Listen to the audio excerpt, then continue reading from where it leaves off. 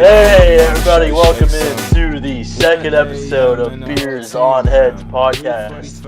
I'm Pete, Podcast Pete from now on, and I'm here with my boy JJ. JJ, what's up, man? Hey, what's going on, guys? And we also have Sneedfeed down here who brought notes today. Tell me about these notes you got, man. Well, I got the itinerary, and I felt like I was a little unprepared last time, so I got a whole scroll of notes here. So looking forward to that. What do you like? We'll see how it goes. Right. So when you do notes for like a podcast, like usually it's like talking points. But from the look of it, you have like 7 whole paragraphs. Will has what's up with grapes that, of man? wrath written in his notes. That's what it looks like. I was, just got a little bored today and with nothing to do, so I figured, might as well go into detail. My prep was a little bit different. Yeah, what did you do, JJ? I drank 4 beers and played Tiger Woods 07. Tiger Woods 07? Sweet, man. And then we also have our buddy Justin in here producing. Justin, how you doing, man? Not too bad, guys. Not too bad. Ready to get it rolling. Shouts out to Justin for dealing with us last week and then getting it out. And you can find our podcast on now iTunes, Spotify, and YouTube. So go give us 5 stars on all those. Obviously, YouTube, subscribe, and also hit notifications so you can get notifications when we put up a new video, which will probably come out tomorrow. Yeah. What are you boys drinking? Last week, I drank these too fast, so I went back to them this week so I can display them. These are Sam Lamb's Porch Rockers. It's the same 6-pack you had last week? Yeah, but last week I finished a 6-pack before we started the show. It's not the same 6-pack then. It's a different. No, not the same. It's the same beer, different 6-pack. What about you? Well, I'm having my old favorite. I'm having my old favorite classic. In fact, JJ and I have an inside joke about it. Hey, JJ, you want a screw? Driver? So, hey, what are you, 10? You 10, bro?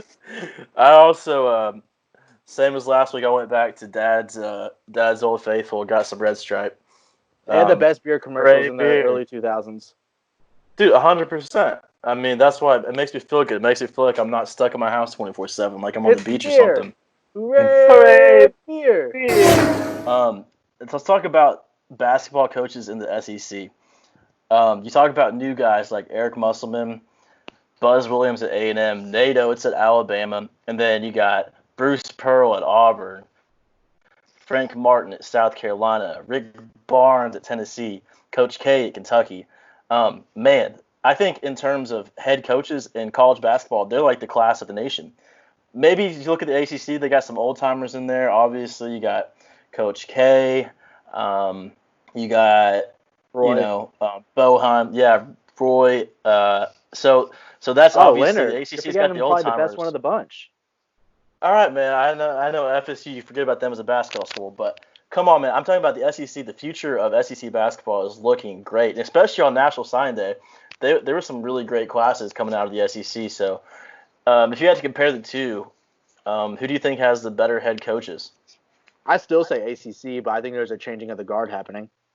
Especially with these new guys, man. That's what I'm saying. It's like, I mean, the ACC coach, Leonard Hamilton's, 75? Coach K's, 70? Like, Boeheim's up there. Like, Roy's up there. All those coaches are, like, in the twilight of their careers. Like, they're all, like, old hags that, like, fake heart attacks on the court or hit people with their car. So, like... Okay. Those are your two options. Well, that'll be. Go ahead, sorry. So when you look at SC coaches that are up and coming, I mean, Muss, like he's in his 50s. Like Nate Oates is like late 40s, early 50s. Buzz is in that, like they're all like 20 years younger. It literally looks just like the ACC did in the 1990s. And it's like all their best jobs too. I know Marquette was a good job for Buzz. Was it Marquette? Yeah. Yeah, I know that it was a good job, but this is like the job for him. This is Musselman's job outside of the NBA career that he had, right? and he wants to be in college basketball. This is where he wants to be. And then also, same thing for Nate Oates. This is where he wants to be at Alabama. They all have SEC jobs. Like, they're going to be here for a while, it feels like. So the SEC is definitely up and coming. Let's move on to a different subject. This is what JJ wanted to talk about. I know he's a big Monday Night Football fan, so ESPN bringing in. Off. Did it piss you off? All right, let's talk about it.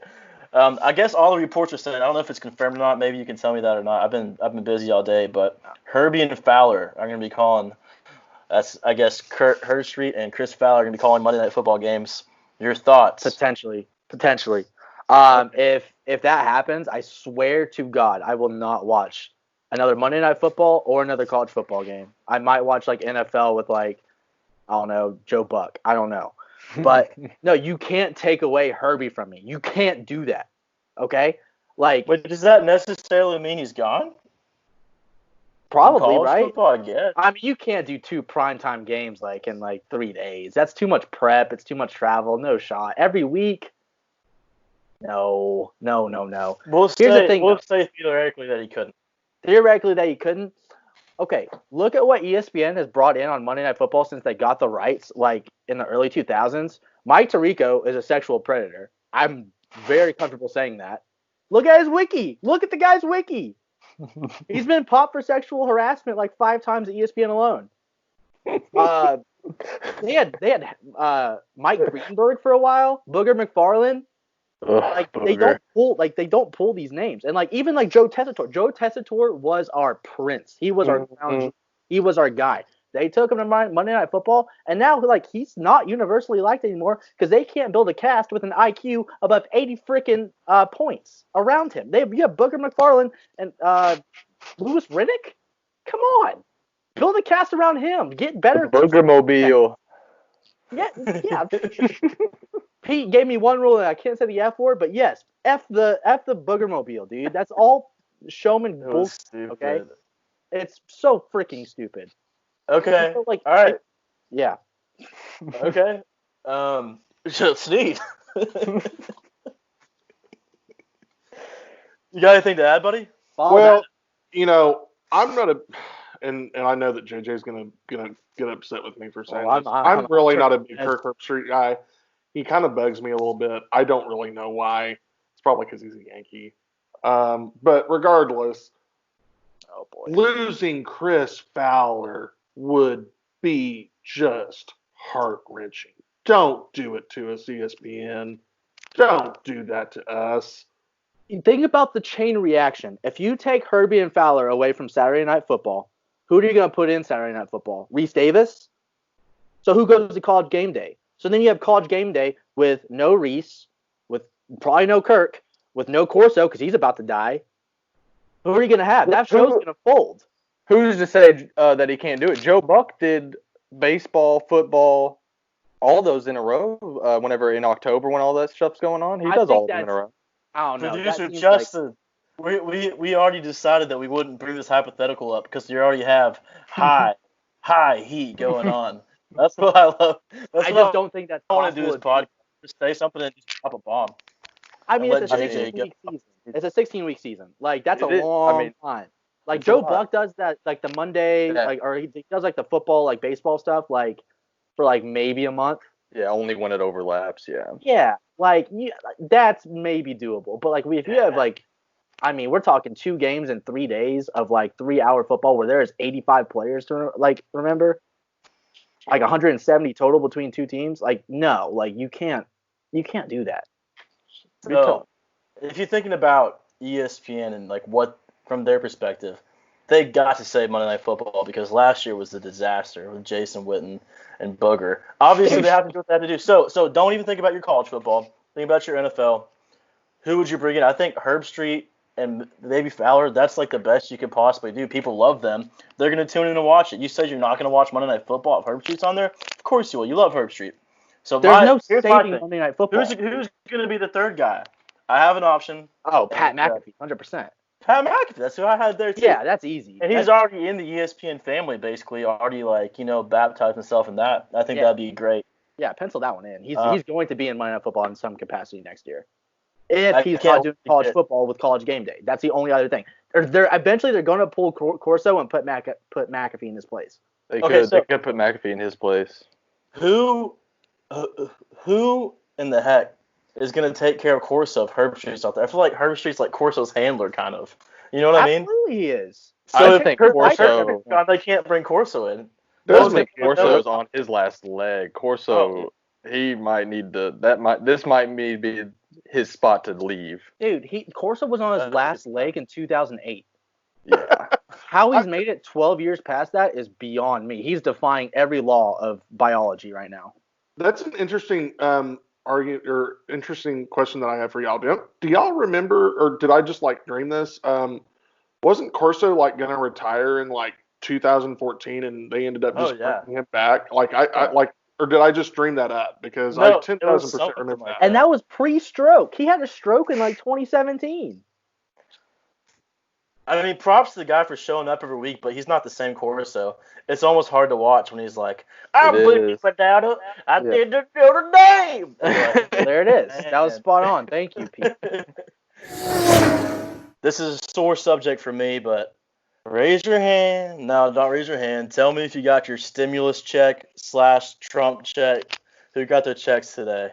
5 a.m. bright and early. All right, how did What's that? How'd it feel? It felt good, man. I had $1,235.36 in my account. Man, that's a different feeling. That's a different feeling. So you had $35.36 before? Oh, all of a sudden, Pete's a math major. That's me. That's me. No, so what are you going to buy with it, man? I was actually going to pitch this. I thought you were getting your check too, but apparently you didn't. So this is actually going to be geared toward Justin. Justin, I have an idea. Yeah. What is the area of the world economy that is at its lowest right now? Lowest. Yes, as far as like the dip. Everything, dude. It's all. Everything is down. Chinese animals. Hear me out. The endangered red panda. We pool our money together. We buy a Chinese red panda. Think about it. You don't have to say they're adorable. And then what do you do with it? You raise it. You call it Mao Mao, and you keep it in your freaking house. Meow Meow, like M-A-O, M-A-O. M-A-O, M-A-O, Mao Mao. Listen, so you keep the panel, you raise it for like maybe like 3 or 4 years. You wait for the market to get back up because you know for a fact after all this dust is settled, in 5 years you could probably sell that red panda for 6 or 7 times what you bought it for because you can buy it low right now. I have a source on this. You could buy a red, and the best part is if I go in it with someone else, I get half the jail time if we get caught. But why is it illegal to keep Mao Mao? And then how are you going to feed Mao Mao for It's like not the legal. whole entire time that the economy? Legal gray. $1,200 isn't going to get you Mao Mao. And that's where Justin comes in. Oh, I don't know about that one. I'm just saying, Come on, Justin. if you want an ROI, you buy Chinese animals right now. All right. Well, Sneed, any thoughts on your? Did you get your Trump check? I did not. I actually got locked out of the IRS website for 24 hours today. Same, dude. To. I know. It's a whole. You got locked out of the IRS website? Yeah, for 24 hours. Well, I mean, I can still go to the IRS website. Is that a good thing or a bad thing? That's a very fair question. My question is, like the IRS, they can find you if you live in frickin' Snowball, Arkansas, but they try to send you money for once, and we can't get it.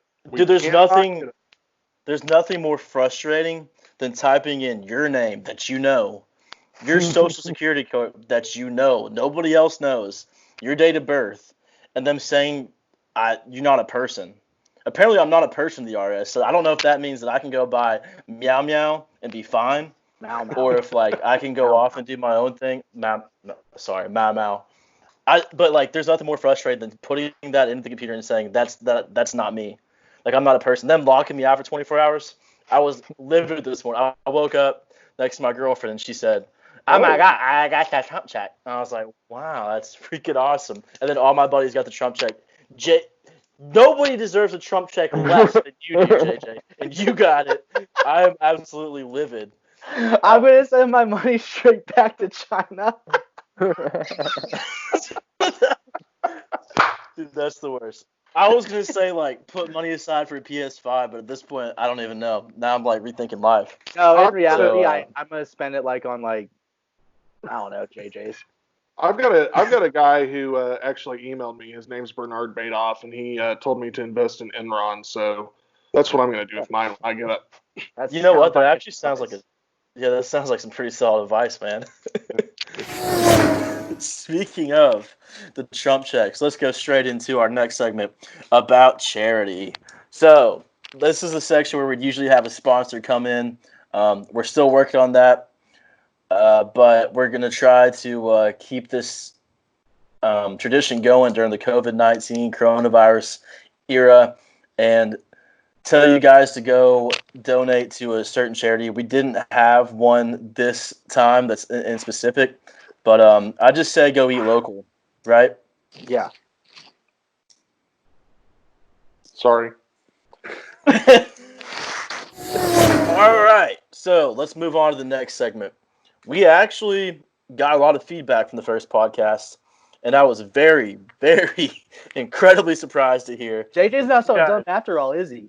No, you're still pretty. Guys liked JJ's idea of, let's say, SEC Tinder, where we go back and look at stats from 2000 SEC players, well, players in the SEC since 2000.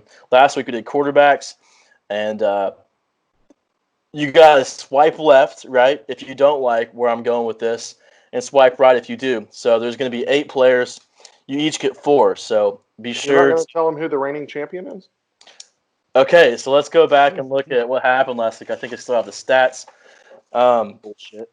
Will Snead got the I don't have the years here, but it's their best year. He got Johnny Football. I'm not finger gunning you, Will. I'm trying to make a point after Pete finishes. Johnny Football, John Parker Wilson, Cam Newton, and Matt Stafford. Pretty good haul considering the 8 that we had in here. And here's who JJ ended up with.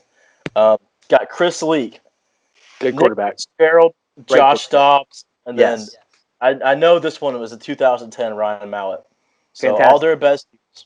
But Snead, we all decided won in a landslide in this last round. The only reason I didn't get Cam last week is because I had AirPods in, and there was a delay, and I was delayed for half a second, and that caused me to miss out on the crown jewel of the entire crop. Excuses. Yeah, that's an excuse. I hope it doesn't happen again. That'd be a real shame. It won't. So, Go ahead. so we got Snead and JJ going head to head once again, but this time we're doing running backs in the SEC since 2000 in what I like to call 2000 SEC grinder. Because let's be honest, this is nothing like Tinder. This is way more like Grinder. So, starting off, JJ just his mind works in mysterious ways. All right, starting off, you guys ready? And Justin, producer Justin's gonna be my he's gonna be my back judge in case one of you guys wants to swipe left or swipe right first. All right, so doing SEC running backs. Okay. You both need to get 4. Remember that. Always. Starting with this kid, he went to not a kid anymore, older than us. Went to LSU. He had 203 carries this particular season for 1,401 yards and 16 touchdowns. Average 6.9 yards per Swipe carry. right. Oh, I think it's JJ. Let's go! JJ, right, Justin? Justin. His mic's not on. Justin, who is... Mike's on. I don't know. That was too close to call for me. I don't know. I'm We'll going to go go with Pete. JJ. We'll go with Pete with JJ. It was literally, I think, the exact same time. That I'm YPC going to have to go with JJ. I saw his enthusiasm. All right, so that's you. And to be honest, we don't even know if this is a great one. So I'm gonna put him on JJ's team. All right. Now this next cat went to Auburn. He had 242 carries that year, 1,242 yards, 10 touchdowns, 5.1 yards per carry. I think I know who that is, and I don't want him. I feel like that's like Brandon Jacobs. I'm good. I think it's Michael Dyer. All right, we'll circle back to that one then. So, JJ, you have 1. Sneed, you have 0 so far. This guy went to Arkansas. Swipe right. Okay. You got him. Shit. Michael Smith, baby. You got. With that Dennis Johnson? I'm going to go back and read the stats so you can see if you want him or not. No, he All right, already got I it. have him regardless. Oh, yeah, you have him. Yeah. See if you made the good decision. Okay. I guess. Yeah, you already have him. Yeah. So this fourth guy, he went to Alabama. Long history of running backs in Alabama since 2000. 204 attempts that season. 1,322 yards. Okay. Sneed got a guy. He got a guy. And he is the... It's a lot easier when I actually have this on my on like paper instead of my phone, but our friend Justin helped me out today because it was a busy day. So thanks for doing this, Justin. No problem. Now this number 5 guy. Remember, JJ, you have 2. Will, you have 1. Yep, He went to Ole Miss at 181 attempts, 1,169 yards, 8 touchdowns, 6.5 yards per carry. I know exactly who that is. I know exactly who that Did you is. say swipe right, Jay? Yeah. Sneed? No, Sneed? I said it. I think I know who that might be. I think I want him. All right. Now, moving on to the 6th guy. You both have 2. He went to Georgia. Swipe right. Woo! You're so stupid, bro. It might work out for you, though. All It's right. no Sean Marino or it's like Sonny Michel. Like all those Georgia running backs are good. Fair enough. All right. Moving on to the 7th guy. Jason's got 3. Sneed, you have 2. So you better step up, buddy. There's 3 left. Arkansas. Swipe right. Okay. I feel like this is how it went last time. Once you got through like the first 2 guys and read the stats, then they just started swiping on the school name. They don't listen to the stats at all. They're just sitting there thinking they have a guy in mind, and if I say a school, they're like, that's it. And it's going to work for somebody today. I'm It's going to it's play not my gonna odds work. here. I'm always trigger finger Can happy. I say this right now? There is.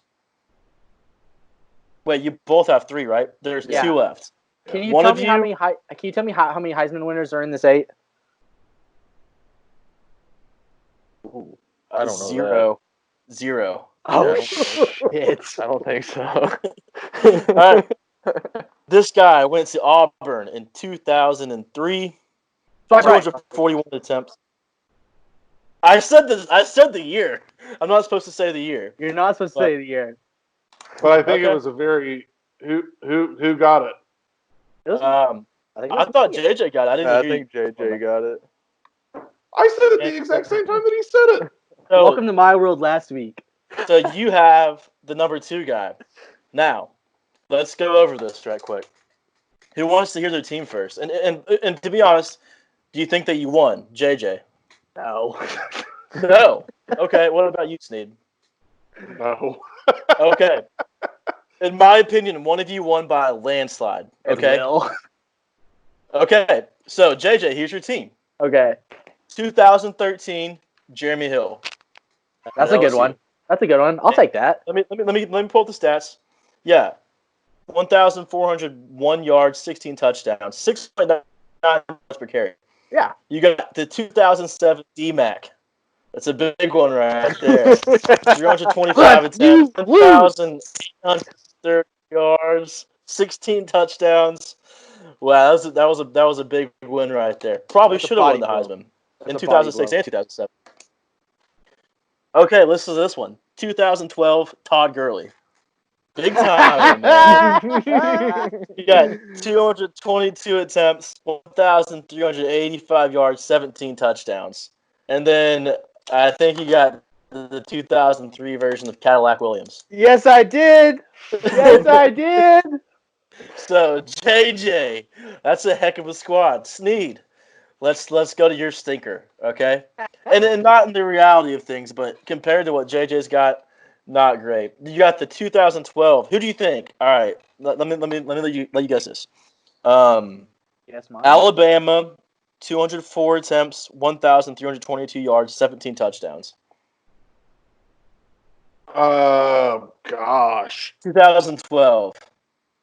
2012. I gotta Hey, really he's reach like you back a in my. lot.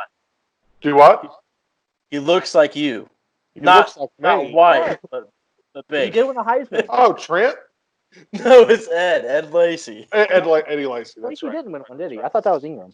No, Ingram won the Heisman. Okay, you also got 2009. This one's a stinker. Ole Miss. Who'd you get? Was it McCluster? Yeah. Close. Okay, it's not really a stinker because he Yeah, was actually a good player, but As a compared to what running Jay back. got, Once not he said great. like 100-something carries, I was like, that's McCluster. All right, so Arkansas, this cat since 2000s ran 271 attempts, 1,577 yards, and 20 touchdowns. Is that? Who do you think you got, Sneed? Is that Nile? I know it's not D-Mac. No, that's Alex Collins. Oh, Oh, that's not terrible. The 2015 version of Alex Collins. Not terrible, but he got DMAC. Yeah. So I in know. comparison, But they both guessed too on the Razorback players, and JJ just guessed on the right one. right? Exactly. I had Exactly. So going back, this is a guy that Sneed just happened to end up with, and it's the one that he knew earlier. Michael Dyer from Auburn, 2011 version, 242 attempts, 1,242 yards, 10 touchdowns. So here's the I thing, didn't man. want him. I didn't want him. I wanted Cadillac, and we'll go back to the tape. We'll go back to the tape. We can go back There's to tape. two I'm in sure there. We'll Preston go will back to the tape. I'll We'll review go it. back to the tape. And you know what? If you want to go back to the tape, we'll trade Cadillac Williams for Michael Dyer, but you still lose by a landslide. Still. Yeah. So what that tells you about this game is that anybody can win. It's just kind of like a matter of luck, and you got to be, or maybe JJ watched the tape last week and was like, you know what, I'm going to be different this week. I tell you what, I listened back to that segment about 40 times this past 7 days, and yeah, absolutely, I came ready for this one. I wasn't. You did, I could tell. Sneed, step it up, buddy. All right, one more time.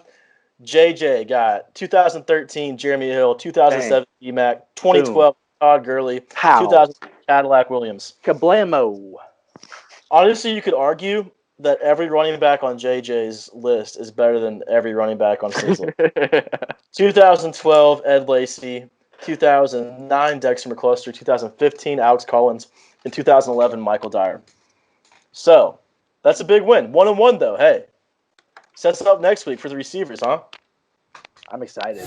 Moving on to the next segment, guys. Let's talk about if there's going to be baseball this summer. But I feel like before we get to that, there was a very heartfelt apology during one of our breaks from Will to JJ. And you know what? No, other way around. No, wait. Around, yeah.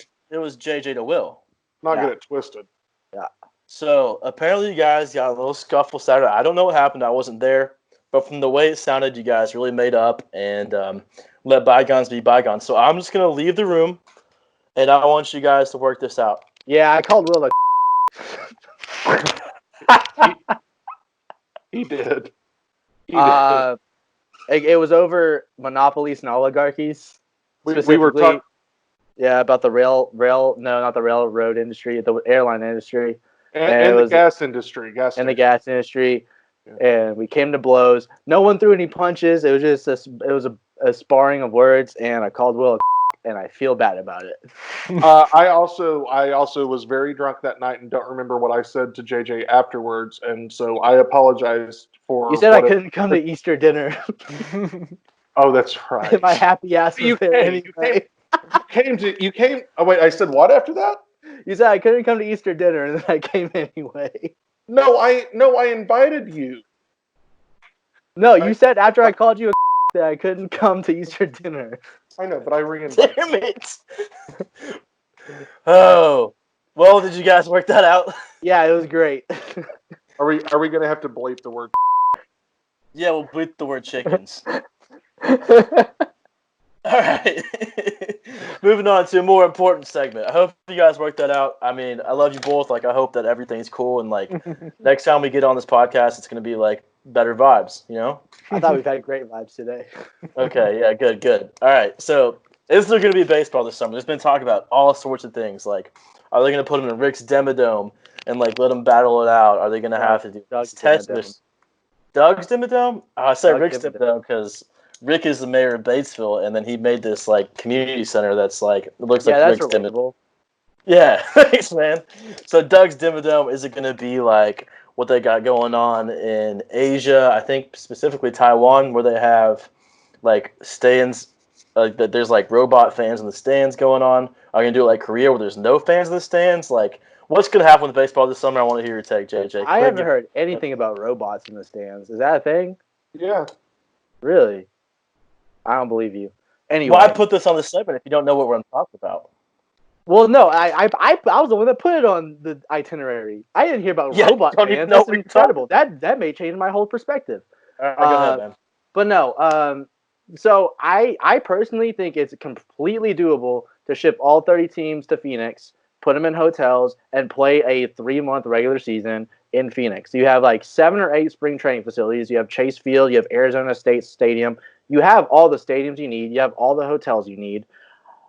I got into a very long argument with my friend today about how he said it was not feasible, and I was like, yes, it's completely feasible. Like, there is enough space, and there's enough stadiums, and the weather is completely overstated. I lived in Phoenix for a year.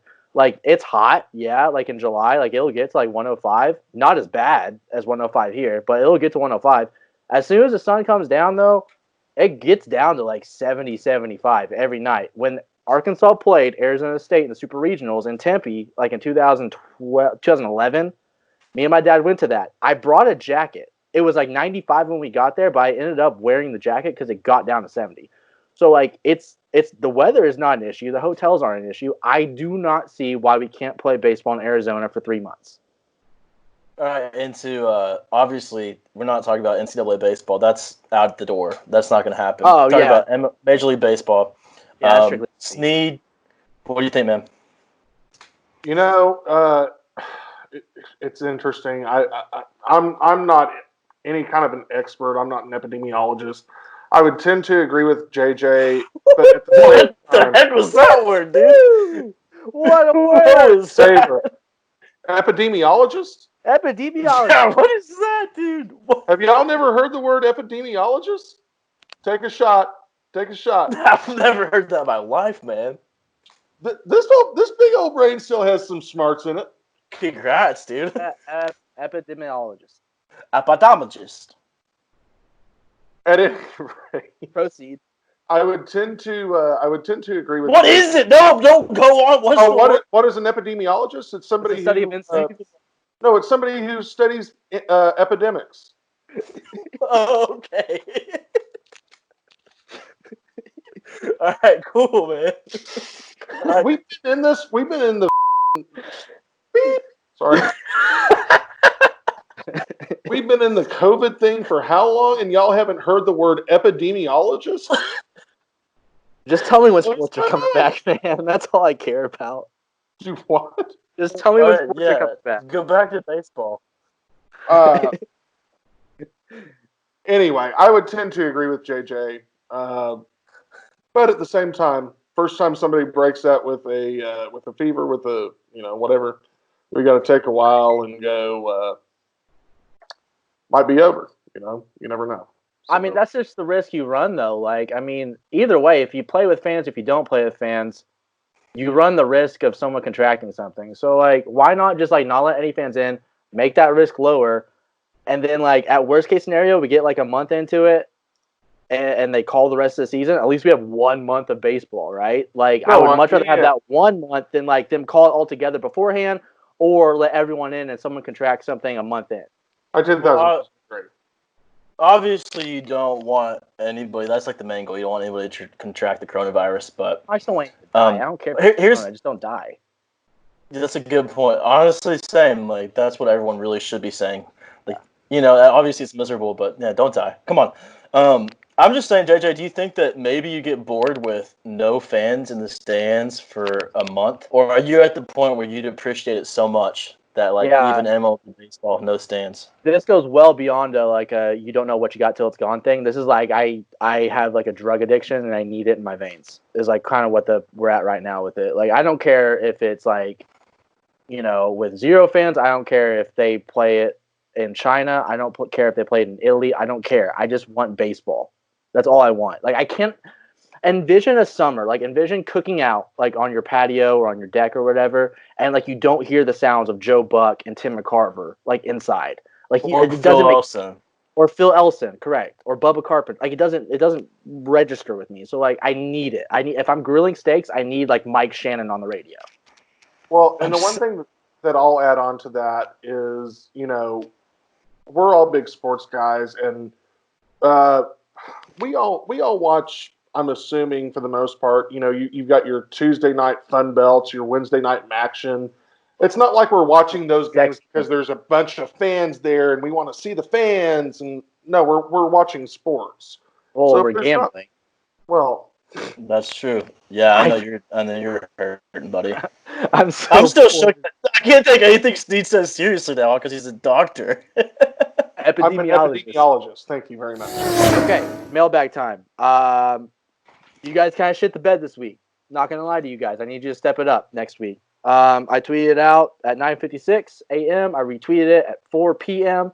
And I got 4 questions, and we're gonna use every freaking one of them because I can't pick from them. Okay, question 1. Honest opinion of Sam Pittman hire.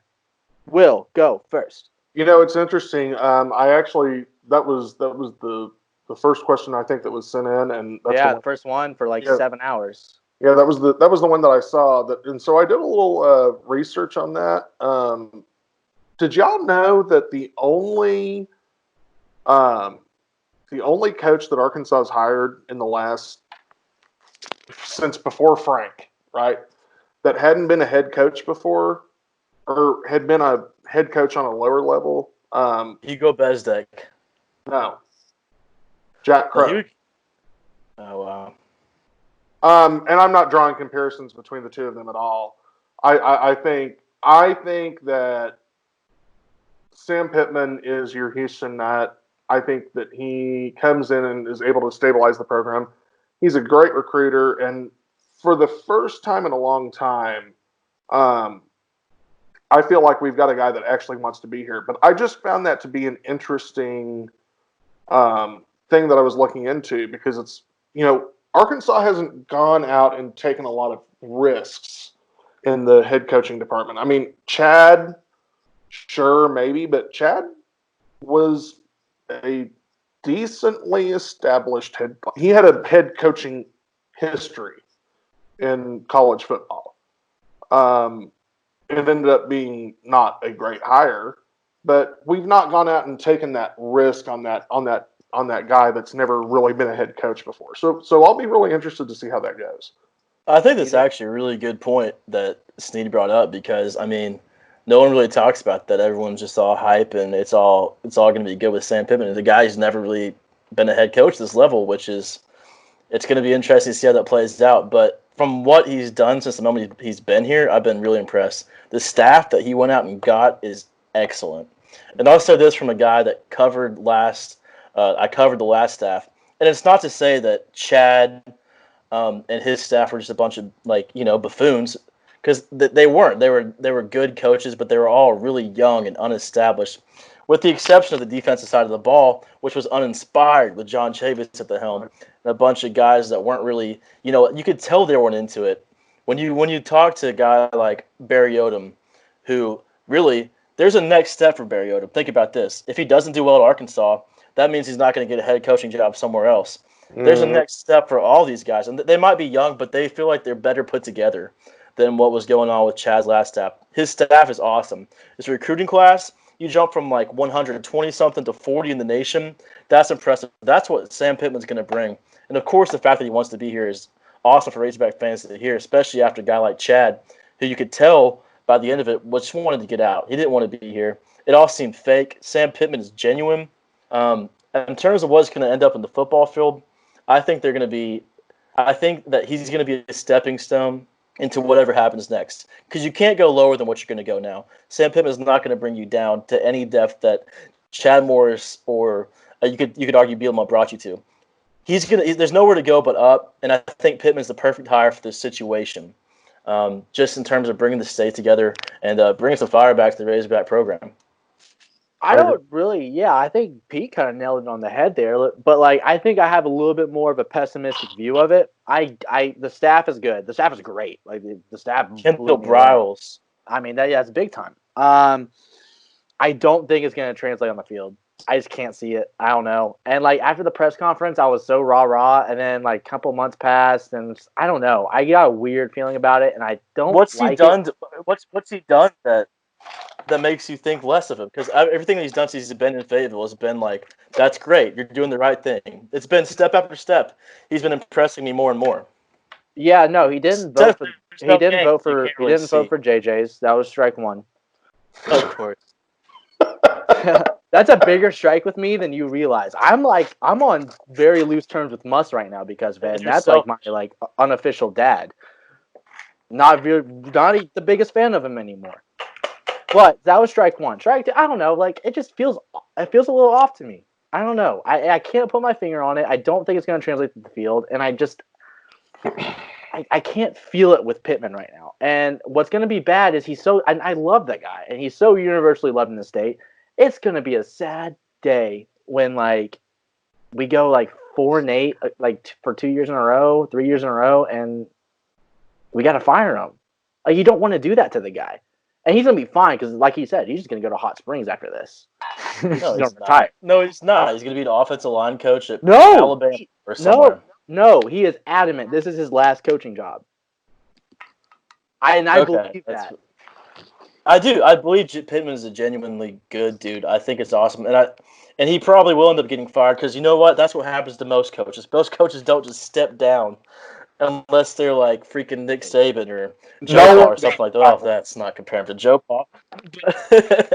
I'm saying that's how you lose your. Yeah, exactly. I'm just saying, like, I think that from where you are at the program, the goal right now is not 7-5. The goal is not like 8-4. And maybe Pittman can bring you there one day. Like we've yet to see that, but he's going to get you out of that 2-10 spot next season. I agree. And Arkansas is not going to lose to Mountain West opponents anymore because he's a better football coach in terms of inspiring his team than Chad Morris ever was. You saw the way his players played for him and how they came out flat against lesser competition. It doesn't matter who the coach is. You should not be losing to Mountain West competition. Or just coming out flat against like these SEC teams and just getting bulldozed because you got more pride than that. They're going to have pride in Arkansas football. And maybe he's not a long-term solution, but I think he was the best hire, especially when you look at who was available. Was it going to be Lane Kiffin? Maybe Lane Kiffin would have been a good hire. I don't know. But Lane Kiffin was taken by Ole Miss. You lost that battle. I don't really know who else was out there at the point where Sam Pittman was hired that you could say was going to be a better fit for Arkansas. I think in terms of fit and what you had, you went with your best option. Juracek knows that. I don't disagree. Obviously, you would rather hire Nick Saban if you could, or I don't know if Jimbo Fisher was available like he was like last year. You go out and hire him. PJ Fleck. Yeah, of course. Yeah. There's other options, but this at that point in December when things were starting to tumble and towers were falling, like you had to go and get somebody. I thought Sam Pittman was a good option. That's a good point. That's a point that I was going to make too. I wholeheartedly agree with that. All right, question 2. What is your favorite semi-delinquent experience you've had involving Razorback athletics? I have one. I got to think, so why don't you start? All right, so I wasn't 21 at the time. My mom and dad may listen, so that's fine. I was not 20. His mom and dad. I was not 21 at the time. You remember the classic when LSU came here and it was like 12 degrees and we broke the losing streak. All right, so that was awesome. Yeah, I was drinking Fireball pretty heavily that night, and when I was sitting in the upper deck, and it was around halftime, and Will, you don't know the story actually. I was 20 years old and I needed to go to the bathroom, so I walked up and I never sat. It was in the south end zone upper deck. I've never sat in that section ever before. So like I got to like the concourse on like the far like high up in the south end zone, and I didn't know where the bathroom was, and I was looking around like who could I ask, and I was pretty inebriated. And for whatever reason, I thought that the cop standing next to me was a good person to ask where the bathroom was. So I asked him, I was like, in my mind, I said it clearly. Apparently I didn't, because I was like, do you know where the bathroom is? He was like, son, have you been drinking? And I was like, yes, sir, a little bit. He looked at me up and down. He was like, you 21? I'm like, of course, yes, sir. He was like, I don't have my ID on me, though. He was like, okay, bathroom's that way. I was Nicely moments done. away, and like, if I hadn't lied to him, I'd probably get arrested for the only time in my life right then. Sneed. Could have been way worse, JJ. Honestly, I was picturing something crazy. Oh yeah, I mean, like compared to probably what you think of me, like that's pretty tame. But that's my favorite story. Let's save it for another time. Your most crazy story. Mine might be a little worse than that one. I don't know. It's the only one that I can think of at the moment. This is like depressing. So back in the day, what year was it that Dak Prescott came to Fayetteville and we had Brandon Allen? 15. Was that 15? Yeah, because because that was the block kick game. We could have gone on a big run after that. We kind of sputtered in November, right? Yep.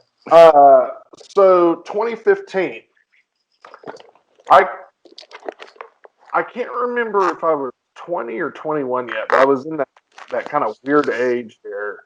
And my family used to have a really, really, really big tailgate. We used to put it on, and we did it big in the garden. Sick But it was brag, really, do what? I said sick brag, dude. No, continue. So it was really cold that game. So we decided we weren't going to do our tailgate. And so I was going to go to my uncle's tailgate. Well, he decided he wasn't going to do his tailgate. But my cousin decided, well, we don't need to set up the TVs. We don't need to do anything. We can just drink and act like we're having a tailgate. So I had my roommate with me. I was living in Springfield at the time. One eternity later. And I had my roommate with me. And we used to do these car bombs, right? Well, we didn't have shots to pour the beer into, or to pour the shot into the beer with. And so we were just measuring. We were pouring these full beers and measuring what we thought a shot would be. Long story short, I am so drunk. Now.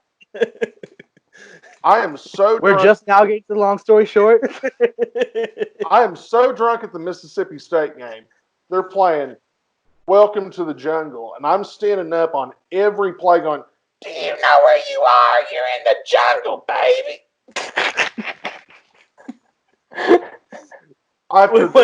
After probably the 20th time I did it, my poor sweet mother pulled me down by the shoulder and said, if you do it again, I'm going to have to send you to rehab. That is my best debauchery story from a Razorback athlete. That's beautiful, man. There's another question that was, why aren't there cup holders at bomb? I feel like that's Ryan Folk's answer. Like I feel like I'm stepping on his toes with that one. Well, I had a decent answer for that, and that's okay. Go ahead. Well, I mean, the only answer that I had for that was you just got to look down in your folding chair, and they're there. That's a good answer. I like that one. Last one. This one's for me. I'm only doing this because I need to boost my game. What? Me. From my boy Brooks in Starkville, Mississippi. At what point in your social media lifetime did you realize you were really good at it? Here's a little story. It started in 1994. I emerged from my mother. She caressed me as a newborn baby. And she said, yes, my child, you're destined for great things. And from that point on, I knew. Why are you guys taking off your headphones? This is okay. Well, the people will still hear it. Anyway, so at that point forward, Oh, we're still going. Yeah, we're still going. At that point forward, I knew that I was destined for great things. And then Twitter came around, and I joined Twitter in the year 2011. And in the year 2011, I started tweeting. It really wasn't that good. But then, with practice comes skill, is what they say. So, after I first joined Twitter, I realized, hey, I could do this pretty well. And then one thing led to another, and here I am before you today as King Twitter.